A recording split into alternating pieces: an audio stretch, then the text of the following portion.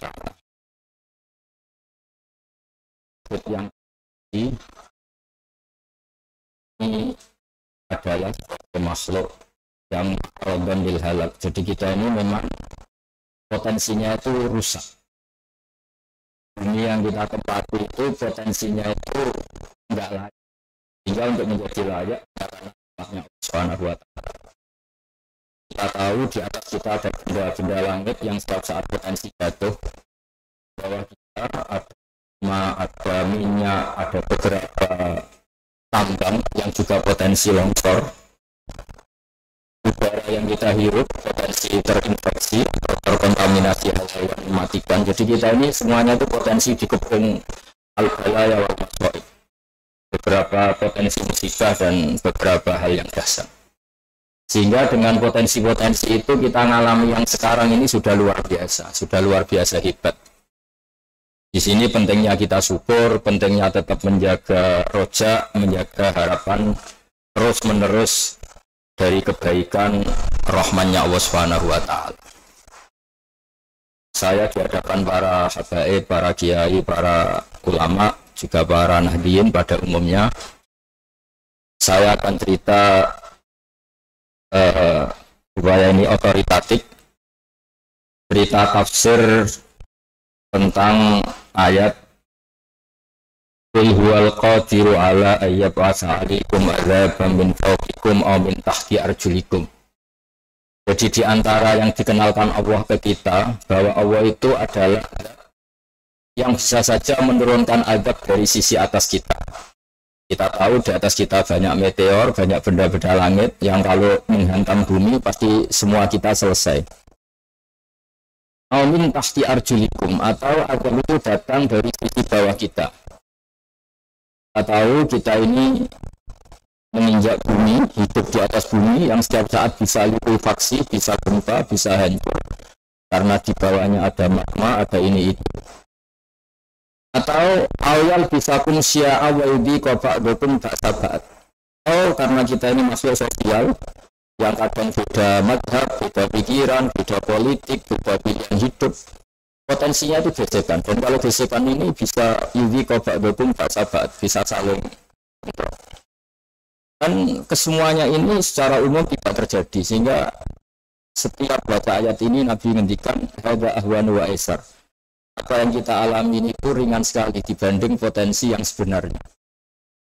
Kenapa saya harus ngatur demikian? Supaya orang ini tetap jaga syukur di tengah pandemi, di tengah semua problem-problem ekonomi, problem sosial. Karena di antara nasihat para leluhur kita, dalil ibadah intidharul farad, sebaiknya ibadah itu selalu berharap ada solusi, ada jalan keluar. Dan agama ini diperuntukkan imangkan yarjuhu hawal yaumal akhir. Agama ini bagi selalu yang punya harapan. Dulu dalam konteks agama, ketika orang-orang kafir tidak mau iman, Nabi masih berharap mereka tidak boleh dihancurkan oleh malakul jibal, malaikat gunung. Kata Nabi, meskipun bapaknya belum iman, saya arju atau Rasulullah arju min aslabihim, saya masih berharap arju ayyukhrijawahu min aslabihim maya'buduwaha wa la yusyriku bihi syai'an. Saya berharap dari keturunan mereka lahir orang-orang mukmin yang tidak melakukan syirik lagi. Kita tahu Abu Jahal akhirnya punya anak Ikrimah, Abu Lahab punya anak Darrah, dan semuanya menjadi mukmin. Artinya pandemi juga gitu, beberapa penyakit juga gitu. Kita diajarin wiridan tadi sebagaimana dibaca Habib Ahmad. Di antara yang kita baca terus dan selalu kita baca kalau mensifati Allah itu innahu la ya'ti bil hasanati ila anta wa la yadhabu bisayyiati ila anta. Hubungan kita dengan Allah itu siapa? Allah itu zat yang selalu mendatangkan kebaikan dan yang bisa menolak keburukan. Supaya orang itu punya harapan, meskipun secara iman kita berkeyakinan khairihi wa syarrihi min Allah, tapi dalam wiridan-wiridan yang diajarkan Rasulullah SAW, para mensifat Allah itu innahu la ya'ti bil hasanati illa anta wa la yadhabu bisayyiati illa anta.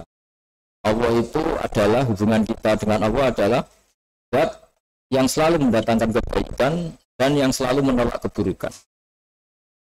Jika misalnya ada pertanyaan tadi, kita ngalami penyakit, ngalami pandemi, ngalami masalah, yakinlah sebetulnya masalah itu lebih bisa dahsyat daripada yang kita alami. Karena tadi Di atas kita banyak meteor, banyak benda-benda langit yang kalau jatuh itu pasti kita selesai. Begitu juga di bawah kita ada magma, ada hal-hal yang mudah runtuh. Kalau itu semuanya runtuh, longsor kita juga selesai. Ada min fawqikum aw min tahti arjulikum. Kita sebagai makhluk sosial bisa beda mazhab, beda pendapat, beda macam-macam, dan itu bisa gesekan yang ekstrim. Dan alhamdulillah kita dijaga Allah wa allafa baina qulubihim. Kita punya empati, punya toleransi, punya saling menghormati sehingga kita semuanya baik-baik saja. Nah, dari muamalah dengan Allah syukur ini kita berharap Allah akan menambah rahmat kepada kita. Jadi jangan karena ada pandemi itu kemudian seakan-akan Indonesia itu hanya masalah saja, hanya problem saja. Sudah ada masalah, kita muamalahnya sama Allah juga masalah. Enggak ada syukurnya, ngeluh terus. Itu bahaya dalam muamalah kepada Allah Subhanahu wa taala, karena sekali kita dicatat sebagai hamba yang tidak bersyukur, maka ancamannya itu falyatub rabban siwa'i wal yakhrus min tahti ardi wa samawai. Silakan cari Tuhan selain saya, kata Allah, dan tapi jangan menempat bumi saya, jangan menempati langit saya. Itu lebih ekstrim lagi. Ini mumpung diusir Allah, coba syukur itu dijaga. Sekali kita tidak syukur, itu masuk malam yaskur, itu yang seterusnya itu falyatub rabban siwa'i wal yakhrus min tahti ardi wa samawai. Nah, tentu setelah kita syukur atas semua yang diberikan Allah Ta'ala, nikmat iman, Islam, dan sehat, juga nikmat muamalah dan muasyarah, juga belajar sama Habib Ahmad, sama beberapa tokoh PBNU, juga sama guru-guru kita, juga terus berdoa. Berdoa ini kata banyak ulama, satu, kita ingin doa kita dikabulkan. Dua, andaikan belum dikabulkan, itu sudah pasti benar karena kita menunjukkan kehambaan kita. Bahwa kita hanya seorang hamba yang bisa kena musibah yang lebih dahsyat. Ini penting saya utarakan berkali-kali, karena sekali kita tidak membayangkan itu, maka kita nganggap ini sudah kayak selesai. Padahal bumi yang kita tempati ini mengandung air, dan air itu setiap saat dihilangkan Allah. Sehingga kenapa surat Al-Mulk ini spesial, surat Al-Mulk ini. Karena di situ Allah mengingatkan kita, amin fis sama, yaksifatul ardo faida jatamur. Kamu kok merasa aman di bumi? Bumi ini setiap saat likuifaksi. Amin kuman fis sama ayursila alikum hasiba. Langit yang di atas kamu ya potensi menjatuhkan meteor, menjatuhkan apa saja yang bahaya, termasuk angin-angin yang bahaya. Air yang kita pakai setiap saat kul ara'aitum in asbaha ma'ukum gharan kama ya'tikum bima'in. Air yang kita pakai bisa saja dihilangkan Allah. Bumi ini nyerap air di bumi. Kalau sistem bumi digeser sedemikian rupa oleh Allah, langsung air itu hilang dan kita tidak bisa apa-apa. Sehingga oleh guru-guru kita, termasuk oleh bapak saya sendiri, diajarin kama ya'tikum bima'in. Siapa yang bisa mendatangkan air yang kamu butuhkan?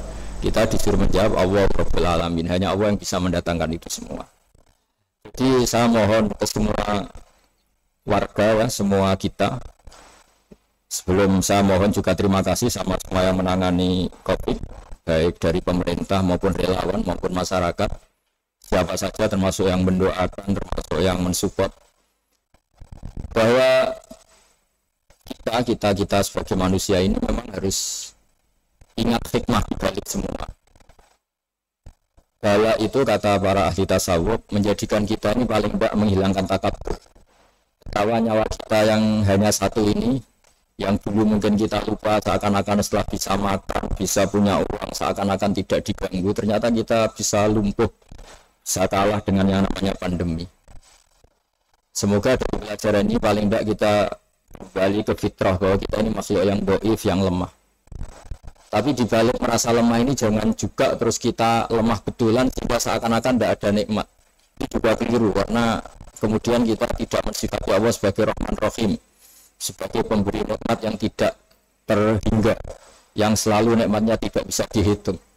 Kita bisa menghitung penyakit namanya COVID, tapi kalau menghitung nikmatnya Allah, mulai kita bernafas, mulai kita punya anak, punya istri, punya keluarga, kita punya nikmat sistem sosial yang baik, itu ngitung aja pasti tidak bisa. Wa in ta'uddu ni'matallahi la tuhsuha. Jadi artinya kita ini tetap harus menjaga syukur. Karena kalau ngitung ujian itu masih bisa dihitung, tapi kalau ngitung nikmat itu tidak akan bisa terhitung. Jika saya berharap dari barokahnya berpikir positif ini, Allah akan membuka jalan untuk semuanya kita akan lebih baik, lebih kuat dan lebih bermartabat, lebih manfaat. Saya mohon semuanya tidak panik sampai nyuwun sewu misalnya kita lepas kendali, tapi kita tambah syukur, tambah tadarruk, tambah doa supaya Allah Ta'ala, kita berharap Allah Ta'ala membuka musibah-musibah yang kita alami. Sebagaimana Rasulullah setiap ada musibah, di antara yang diriwayatkan itu Nabi ngintikan hadza ahwan wa aisar, ini lebih ringan. Tanyakan pakar-pakar meteorologi, di atas kita itu benda-benda yang potensi jatuh dan semuanya selesai kalau itu jatuh. Tanyakan geologi, bumi kita ini ada magma, ada ini itu, sekali hancur selesai. Dan semuanya tidak terjadi itu karena rahmatnya Allah Ta'ala. Sehingga di antara yang diingatkan Allah, inna Allah yumsikus samawati wal ardo antazula wala inzalata in amsakahuma min ahadim min ba'dih. Bahwa sistem alam ini begitu hebat, begitu zalul, walladzi ja'ala lakumul ardo dalulan, ini semua karena rahmatnya Allah Ta'ala. Bumi yang ada magmanya bisa kita tempati, bumi yang atasnya ada meteor bisa kita nikmati karena nggak dijatuhkan meteor itu oleh Allah Ta'ala.